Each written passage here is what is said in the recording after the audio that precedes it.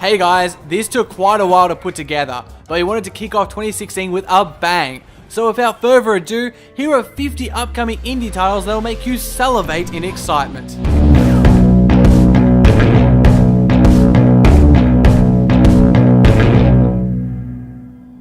With its development being led by Matt Nava, the art director of Journey, Abzu promises to be a deeply effectual swim under the ocean. Adrift is an immersive first-person experience that casts you as an amnesia-stricken astronaut caught amid the wreckage of a spaceship. It'll be coming to PC and Oculus first.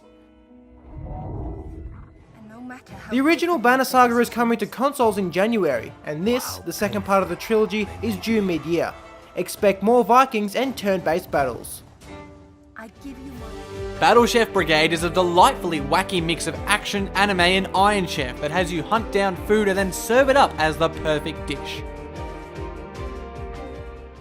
Announced back in 2013, Below will finally release this year. We don't know much about it, other than it's an exploration-focused roguelike and will be exclusive to Xbox only temporarily. Very mysterious.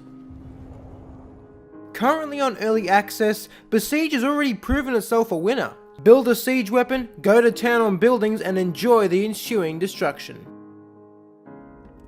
Chasm is a pixel-gorgeous Metroidvania with procedural generation. After a long development, we have our fingers crossed 2016 is the year we get to see it at long last.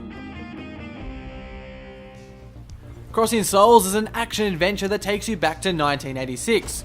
Follow the story of 5 Californian kids who discover the world of the dead and become embroiled in a government conspiracy.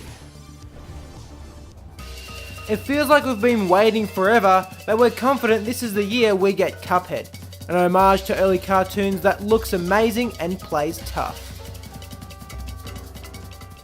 Dad by the Sword is a swordplay driven roguelike in which you play as an everyday dad. Bizarre yet intriguing. A successful 2015 on early access, and our Darkest Dungeon is ready for full release. It's a brutal RPG roguelike set in a Lovecraftian inspired world that's not at all for the faint-hearted. Also still in early access, Distance is a futuristic survival racer with dope beats coming soon to PS4 and PC. Original Sin 2 is the next step in the CRPG formula that won many hearts and fans in 2014. This time, there'll be a greater concentration on characters' backgrounds and multiplayer. Donut County is the solo project of Ben Esposito, who you may know as the dev behind the Unfinished Swan. Still unfinished, this physics adventure game has already picked up accolades from the IGF and Indiecade. Much like Dark Souls, patience and observation are key to mastering combat in Ita. It's a little thing, but Ita also has some pretty neat lighting effects. The wait is almost up for Campo Santo's narrative-driven adventure Firewatch. In it, you're a fire lookout, bored and alone in the wild, but then unexplainable things begin to happen. Much intrigue. The Flame and the Flood is a struggle to survive whilst headed downstream in a post-apocalyptic Southern America. The music and atmosphere is strong with this one, and you can try it now on early access. Gigantic is a new combination of third-person shooters and the team-based games of MOBAs, such as Dota. We'll follow a freemium model, so it'll be free to play too. From Double Fine and Adult Swim games, Headlander is a nutty sci-fi adventure in which you play as a human head that can detach and fly between robot bodies. Hellblade is a high-production project that follows the story of Celtic warrior Senua and the psychotic delusions of her mind. Back in 2013, Hyperlight Drifter obliterated its funding goal on Kickstarter, and ever since, anticipation has grown for this beautiful throwback to the 8 and 16-bit eras. Supposedly in development since 2010, Inside is Playdead's creepy follow-up to their much-beloved Limbo. Fun fact, a real human skull has been used to create some of the game's audio. Pretty spine-tingling stuff, hey? Jenny Leclue is the French Nancy Drew, and in 2016 she invites you to join her on her quest to find out the truth behind the murder that her mother's been accused of. Our #1 Kickstarter game of 2014, Kingdom Come Deliverance, is due out mid-year. It's an RPG set in a historically accurate and open medieval world that comes with graphics to die for. The Mysterious Kona is a journey of survival, told in the snowy wilds of Quebec. Episode 1 of this French production hits early access in January. Chordscape is a truly unique racer in which the leader builds the map whilst the race unfolds. After a long and difficult journey on early access, we hope 2016 is the year for Chordscape to shine. Last Life is a 2-hour-long experience in which you play a detective back from the dead and looking for answers. With noir vibes, funky minimalist style, and a Mars setting, you can colour us eager. My heart's last beat. The Long Dark is a brutal and gritty battle between you and nature that's impressed so far on early access. However, its defining moment comes in autumn with the release of its story mode. Manifold Garden looks like the work of an architect on acid. And well, it looks amazing. This surrealist dream inspired by the art of MC Escher will reset the rules of gravity for a markedly different experience. Only a month away now, Mighty No. 9 is so close you can almost touch it. Not just a Mega Man remake, its new absorption dash ability speeds up the pace significantly. With Hotline Miami coming to an end, maybe Mother Russia Bleeds can assume the mantle of hyperviolence in gaming. Play as a large drug-addicted Russian and beat the crap out of everyone you see. At the end of everything, hold on to anything.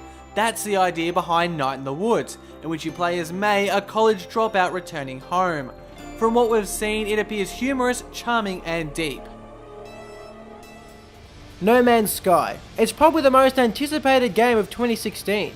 Rumour has it that the devs are working on adding VR support. And well, can you think of a game that's more perfectly suited for it? Not Abduction, but rather Obduction, is quite a beautiful looking spiritual successor to the classic PC adventure Myst. Original dev studio Sign is working on it too.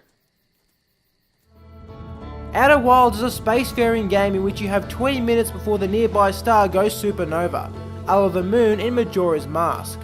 Also won the grand prize at 2015's Indie Games Festival. Ollie Ollie Meet Oxenfree, the open world adventure game about a high school party turned horrifyingly wrong. Reportedly, the devs are in talks with publisher Skybound to bring Oxenfree to comics and film. Rime is an explorative platformer that reminds us of Wind Waker with its cel-shaded art and Eco with its vast and lonely island filled with ruins. Worth playing for the visual spectacle alone. We talked about a Hotline Miami successor, but what about one for Ori and the Blind Forest? Seasons After the Fall has the forest setting and very similar art.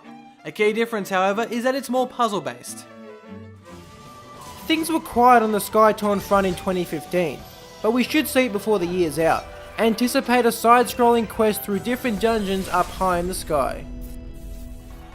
With an id Software-led Doom reboot coming out this year, it's kind of funny that we're also getting Strafe, a homage to Doom and the FPS scene of the 90s.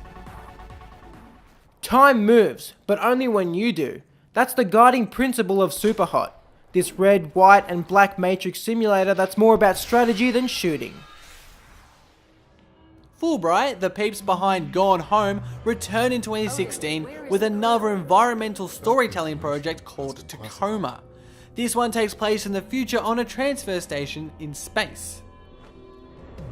Thumper is an epilepsy-inducing psychedelic roller coaster self-described as a rhythmic balance game. It's trippy, pulsating, like a Tame Impala album cover come to life, and we love it already. Unravel was a surprise hit of E3 2015, endearing itself to the masses in the process.